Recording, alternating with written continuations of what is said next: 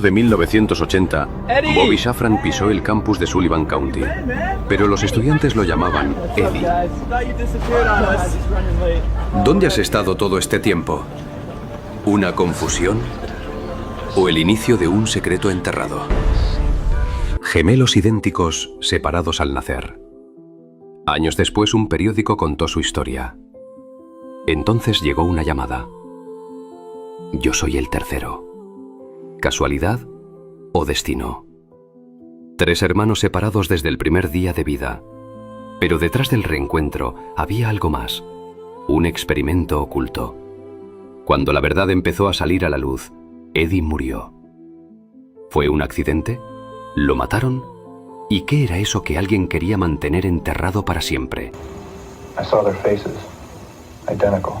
Vi sus rostros, idénticos. Sonreían, pero al mismo tiempo estaban rotos por dentro. ¿Quién los separó? Era injusto. 20 años viviendo vidas distintas, sin saber que el otro existía. Desenterré los archivos, un estudio secreto, gemelos como experimentos. Eddie sabía demasiado. ¿Lo callaron? La verdad está ahí, esperando en la oscuridad. Los chequeos anuales no eran rutinarios, monitoreados como ratas. Eddie colapsó bajo el peso. ¿Su muerte fue natural o un borrón en el experimento? Tres almas unidas por el destino, separadas por un secreto mortal. ¿Quién los manipuló? ¿Y qué precio pagaron? Descubre la verdad aquí, en Crímenes Imperfectos. No olvides seguirnos, nuevos vídeos todos los días.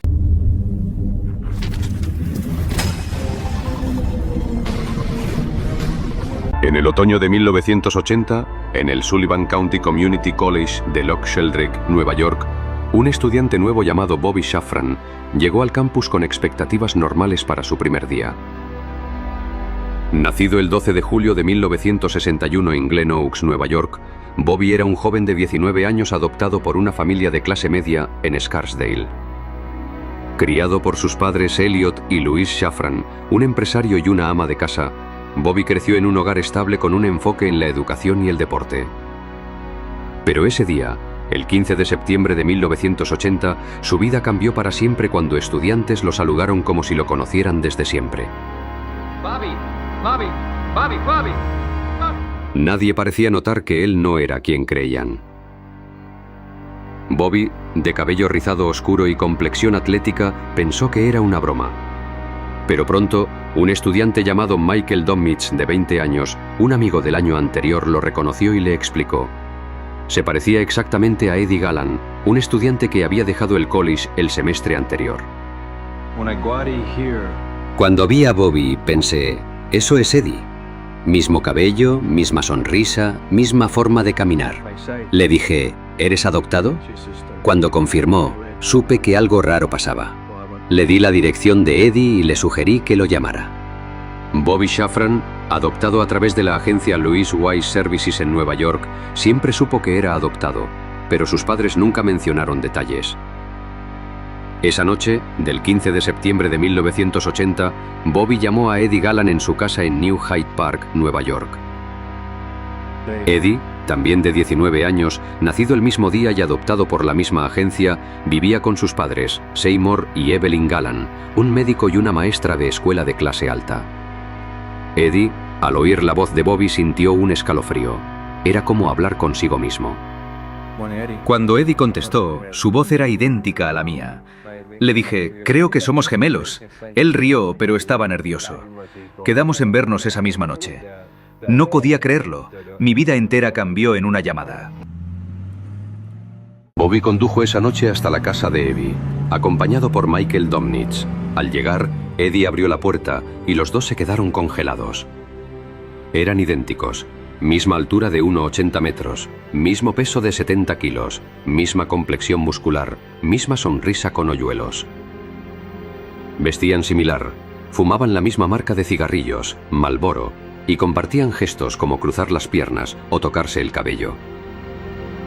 La reunión fue un torbellino de emociones, con abrazos y risas, mientras los padres de Eddie observaban atónitos. Cuando Bobby entró, pensé que era Eddie jugando una broma. Eran como espejos. Eddie siempre fue un niño alegre, pero ver a su doble fue abrumador. Llamamos a los Shafran esa noche y todos nos preguntamos, ¿cómo pasó esto? Los padres adoptivos de ambos, al hablar por teléfono esa noche, confirmaron detalles idénticos. Los niños fueron adoptados a los 6 meses de la agencia Louis Wise Services, especializada en adopciones judías en Nueva York. Elliot Shafran, padre de Bobby, recordó que la agencia había mencionado chequeos médicos regulares durante la infancia, pero nunca hablaron de gemelos. Seymour Gallan, padre de Eddie, notó que su hijo había tenido evaluaciones psicológicas anuales, disfrazadas como parte del proceso de adopción. La agencia nos dijo que Bobby era sano, pero nos pidieron llevarlo a chequeos cada año. Pensamos que era rutina. Cuando supimos de Eddie, llamé a Louis Wise, pero se negaron a dar detalles citando confidencialidad. Algo no encajaba. La reunión de Bobby y Eddie no pasó desapercibida. El 16 de septiembre de 1980, un periódico local, el New York Post, publicó un artículo titulado «Gemelos reunidos después de 19 años». La historia se viralizó, con fotos de los dos hermanos idénticos posando juntos. Lo más increíble es que cuando se conocieron vestían prácticamente igual. Camiseta blanca, pantalón marrón y zapatos negros. ¿Cómo explicas eso? Bobby y Eddie, abrumados por la atención, descubrieron más similitudes. Ambos amaban la lucha libre, tenían el mismo coeficiente intelectual de 148 y preferían mujeres con cabello oscuro. Incluso sus novias notaron que besaban de manera similar. Bobby siempre fue extrovertido, pero ver a Eddie fue como ver un flow. Compartían chistes, festos, todo. Nuestra familia estaba feliz, pero preocupada. ¿Por qué los separaron? Y agencia no respondía. La fama llegó rápidamente. El 20 de septiembre de 1980, Bobby y Eddie aparecieron en el programa de televisión The Phil Donahue Show, donde contaron su historia a una audiencia nacional. El público quedó cautivado por su parecido y su reencuentro casual. Pero detrás de la alegría surgían preguntas. ¿Por qué la agencia Louis Wise Services separó a gemelos idénticos? ¿Había más detrás de las evaluaciones médicas anuales que ambos recordaban? Fui quien los unió, y verlos en televisión fue surreal. Pero Eddie mencionó que tenía pesadillas de niño, y Bobby admitió novismos. Pensamos que era coincidencia, pero ahora me pregunto si era algo más. Bobby y Eddie, ahora inseparables, decidieron mudarse juntos a un apartamento en Nueva York. Eddie dejó sus estudios en la Universidad Queensborough Community College y Bobby abandonó Sullivan County para unirse a él. Su vínculo era profundo, pero sutiles diferencias emergían.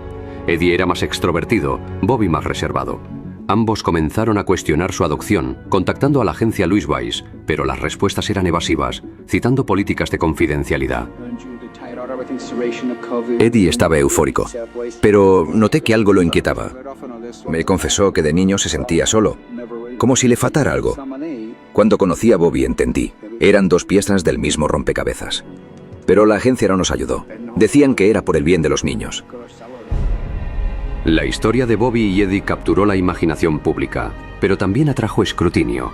Periodistas como Lawrence Wright, del New Yorker, comenzaron a investigar la agencia Louis Wise Services, fundada en 1916 y conocida por adopciones selectivas. Rumores de prácticas cuestionables surgieron, pero en 1980 nadie imaginaba la magnitud. Los hermanos, ajenos a lo profundo del misterio, disfrutaban su reencuentro, pero una sensación de incompletud persistía.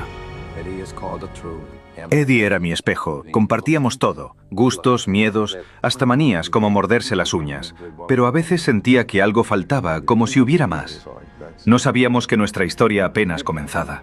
Tras el reencuentro de Bobby Shafran y Eddie Gallan en septiembre de 1980, su historia se extendió como un reguero de pólvora.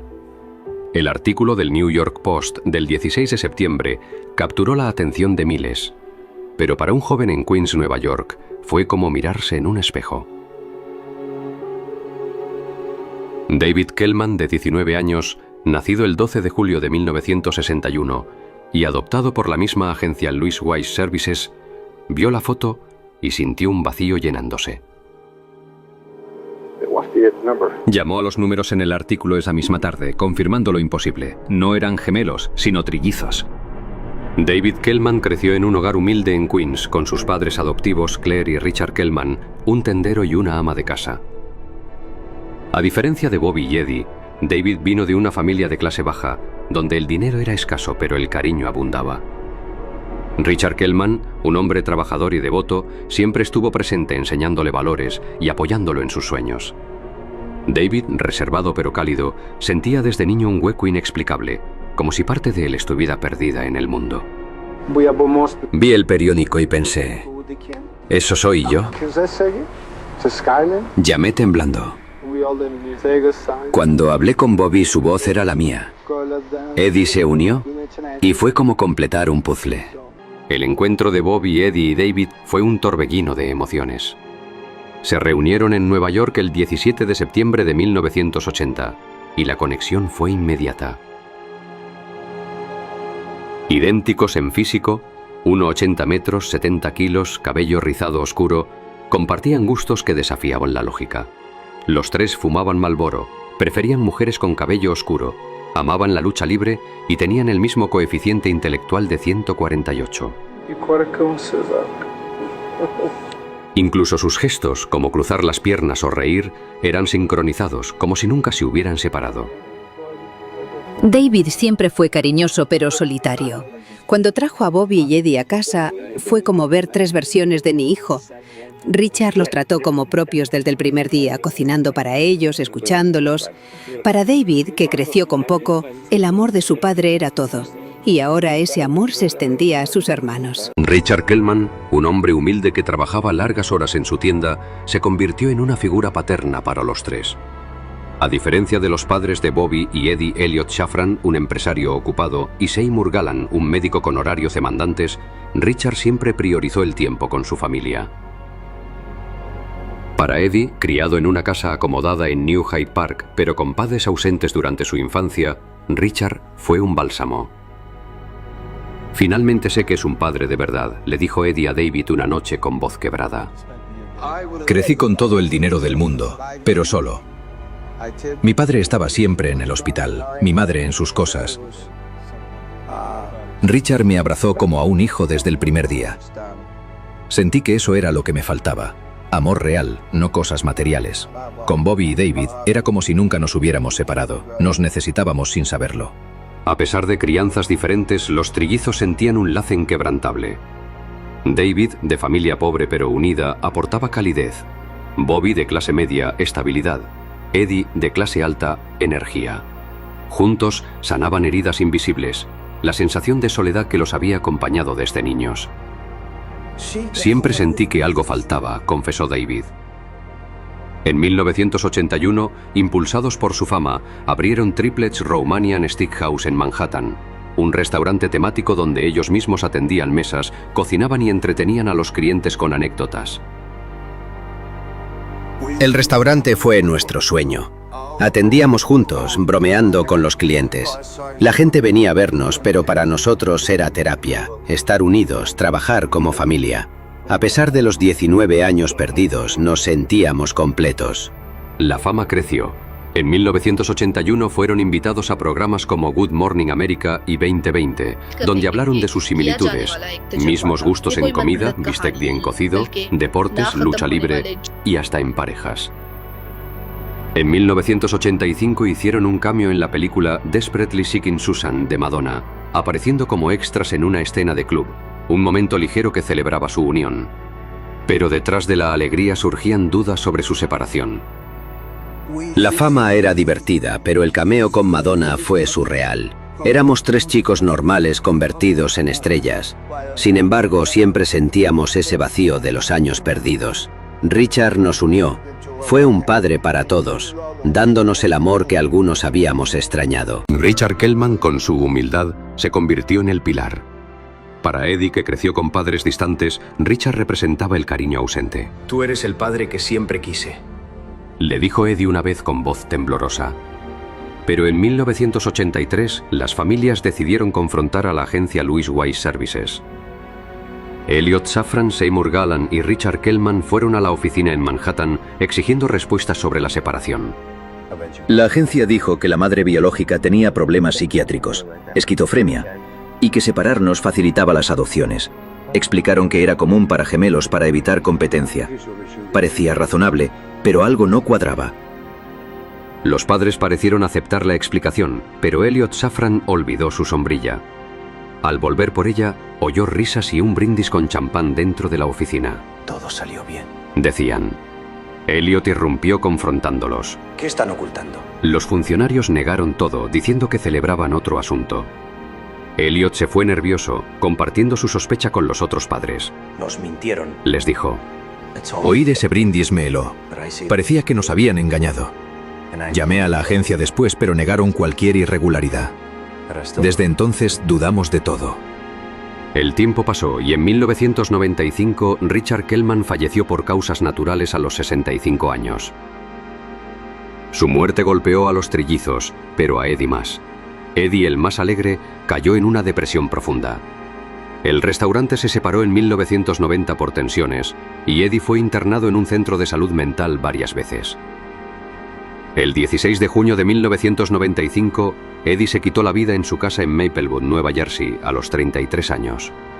Eddie era el alma del grupo, pero Richard fue el padre que él nunca tuvo. Su muerte lo destrozó. Creció solo con padres ausentes y el trauma de la separación lo consumió. Al principio dudamos, ¿fue un accidente o alguien lo silenció por el secreto de la agencia? Pensamos en conspiraciones, en gente queriendo tapar la verdad.